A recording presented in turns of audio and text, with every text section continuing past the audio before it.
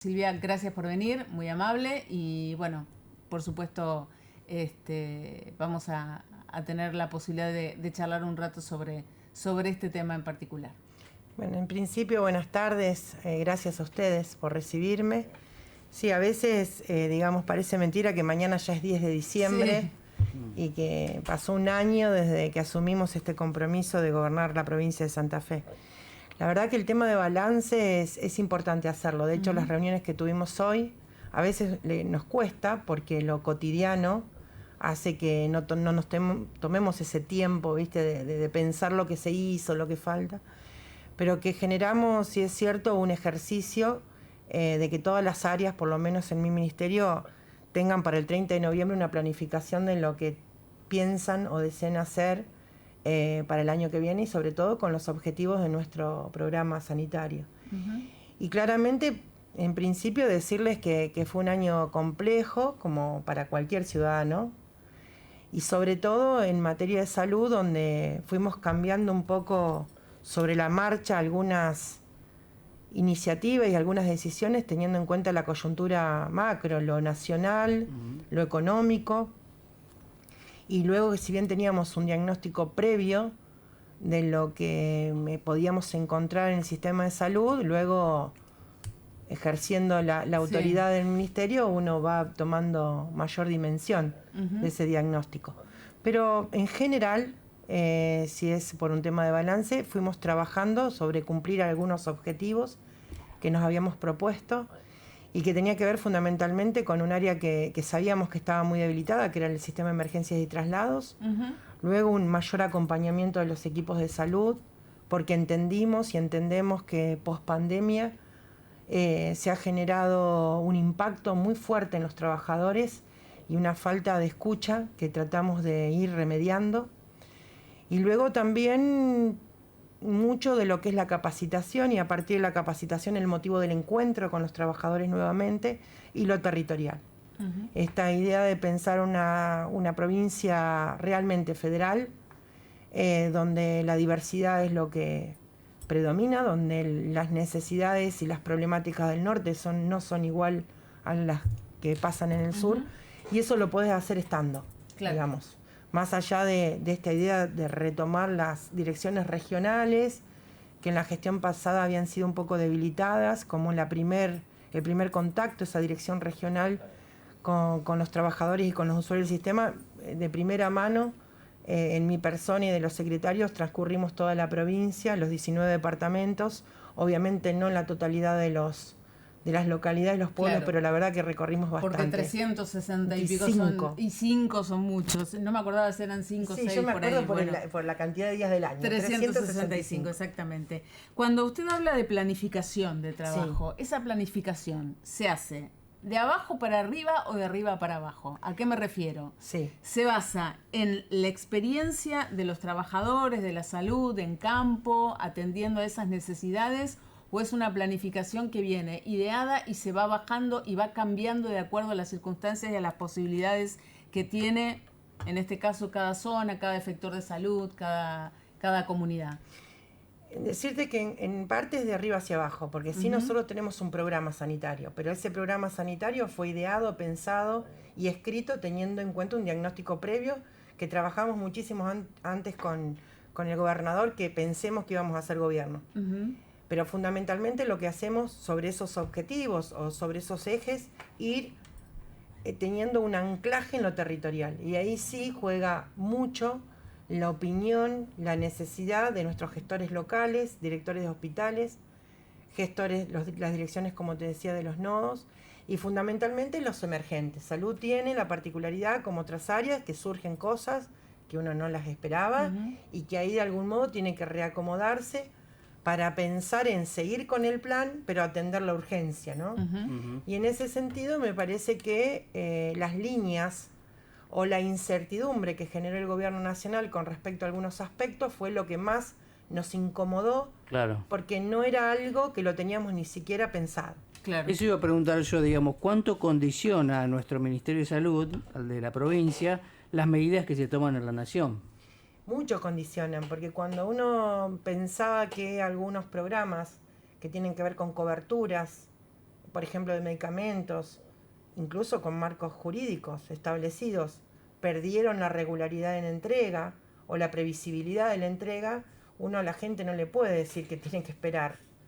Y entonces ahí tuvimos que reacomodarnos, ¿no? Redestinar recursos, pero siempre trabajando mancomunadamente con el ministro de Economía, con Pablo Olivares, que fue escuchando nuestros planteos junto con el gobernador, y ahí es como que cambiamos un poco el destino de los fondos y optimizando siempre los recursos, que ese es otro pilar fundamental. Digo, en esta coyuntura donde nos emergían la necesidad y la urgencia de comprar medicamentos, cómo lo íbamos a comprar fue la clave.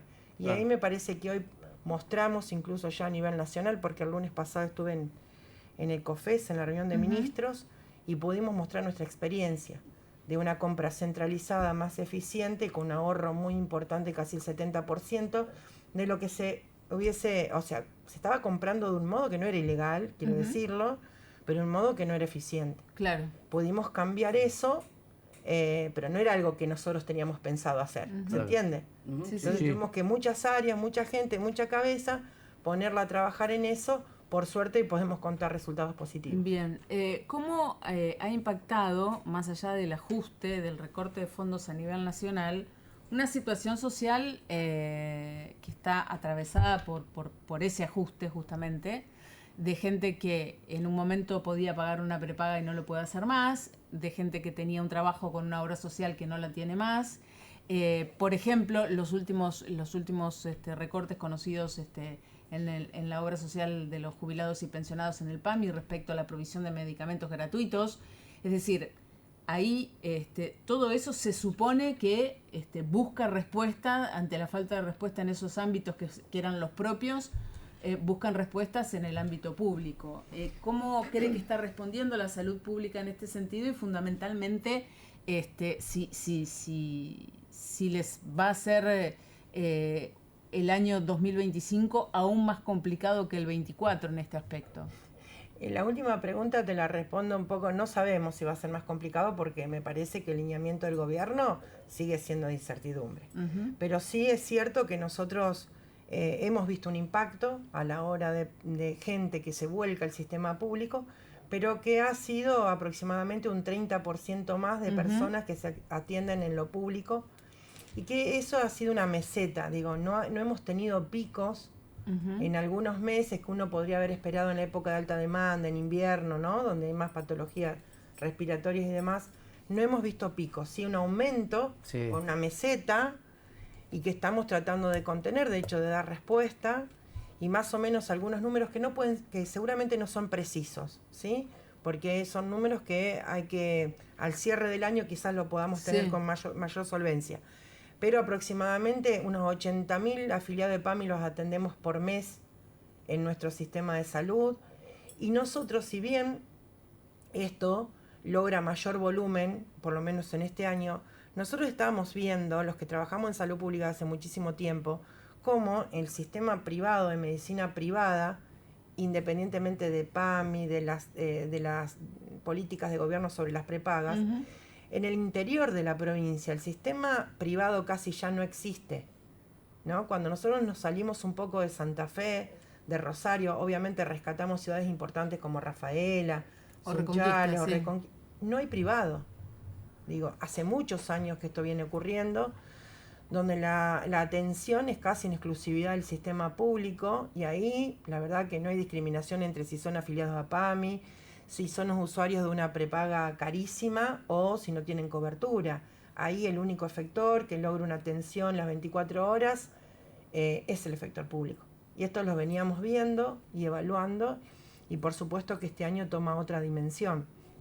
Nosotros nos estamos siempre perfeccionando. Sabemos que el derecho a la salud para nosotros es nuestro eje, ahí vamos. Pero claramente queremos discutir, y de hecho estamos propiciando siempre a través del diálogo discusiones de cómo vamos a seguir. Es muy difícil dar con los responsables de algunas áreas.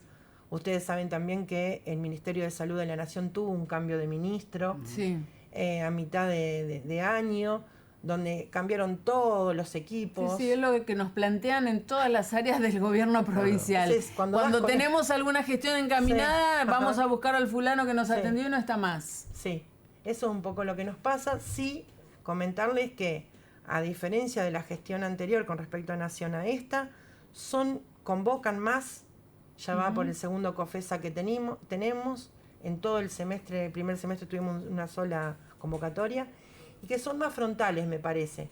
Puede no gustarte las definiciones, pero por lo menos... pero te dicen esto sí, esto no. Hay una respuesta contundente al reclamo o al planteado Entonces de algún tipo. En definitiva, mal o bien sabe a qué atenerse. Claro. Exacto. Que no es por poco. lo menos pareciese que van por ese camino. Bien. Pareciese.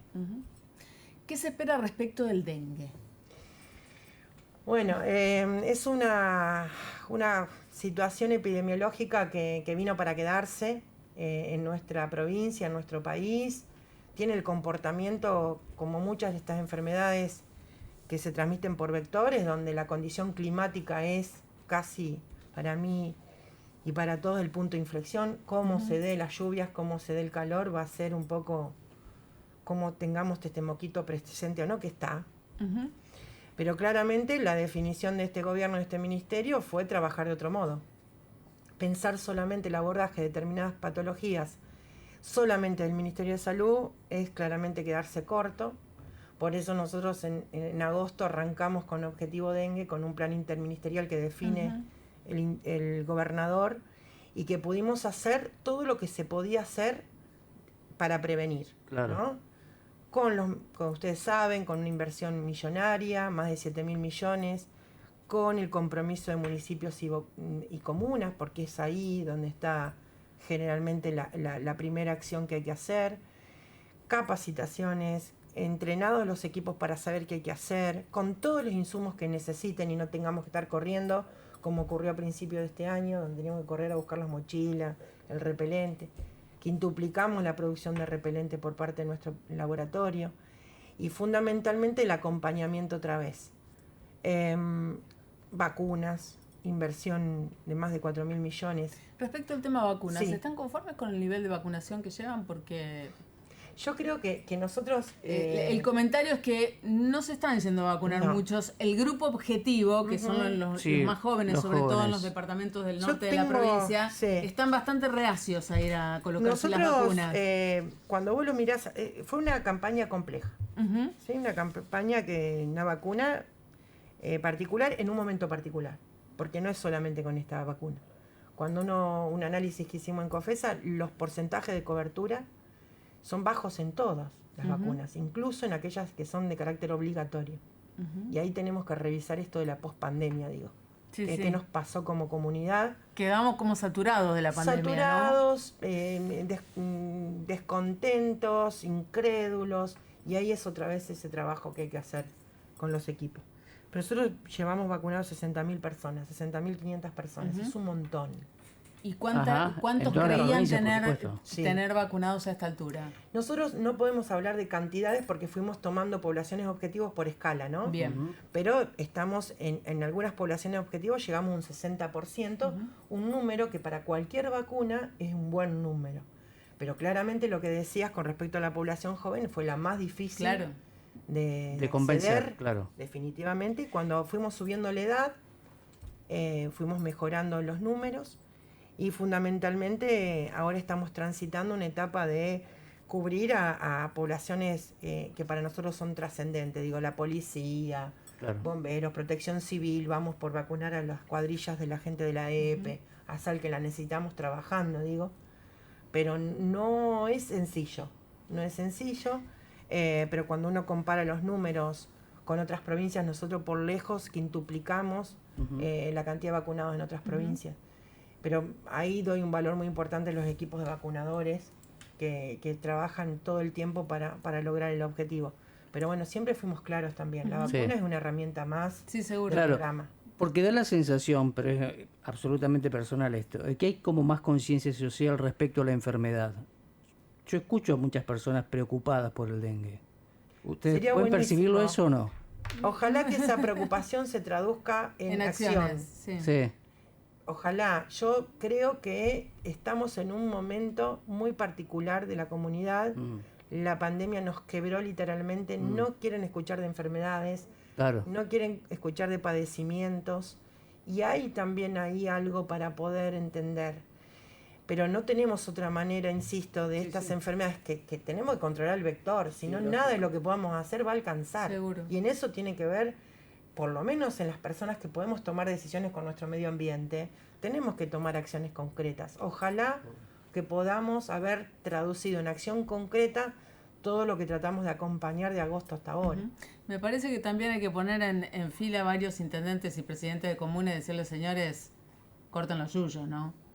Porque la verdad que acá en Santa Fe hay lugares donde vos decís, claro, te dicen que tengas todo ordenadito en tu casa, descacharrás esto, hace lo otro, y resulta que salís a la esquina y tenés un metro crecido así, ¿no? Sí, yo por eso digo que el trabajo nuestro fue mucho con municipios y comunes y para que cada uno de ellos tengan la posibilidad de generar el propio equipo que trabaje en el momento de los bloqueos, que no haya un impedimento si es fin de semana, que no haya un impedimento de insumos.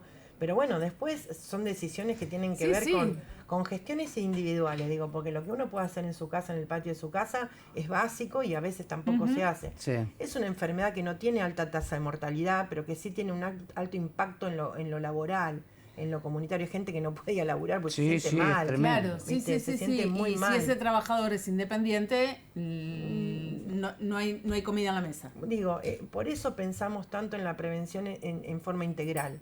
Porque, otra vez, si no aprendimos de la pandemia, me parece que... Pero son enfermedades que requieren este tipo de abordaje, que nosotros, salud, participamos cuando está instalado el brote, participamos siempre, pero digo, ya como que llegamos tarde.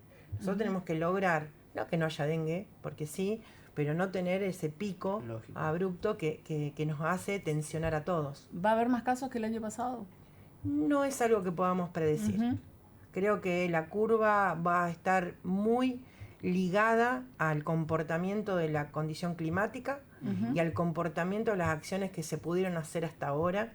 Y luego, bueno, esperar. El Estado y la gente. Sí, yo sí creo que hubo un cambio, por lo menos que estamos instalando, de pensarnos más activos a la hora de la prevención de determinadas cuestiones. Me parece que eso sí lo escucho. La escuela fue fundamental, los alumnos fueron fundamentales en ese trabajo y se empieza a replicar. Quizás esto es un inicio de un camino largo que tengamos que hacer y fundamentalmente de otras patologías que tienen que ver cómo vivimos, cómo comemos, cómo nos comportamos con nuestro entorno. Bueno, eso es un debate mucho más amplio. Bien, tenemos que hacer una pausa porque tenemos que ir a las noticias, pero me quedaron un par de cosas pendientes y usted tiene un par de minutos más. Sí, claro que sí. ¿Puede ser? Sí, por Muchas favor. gracias, muy amable.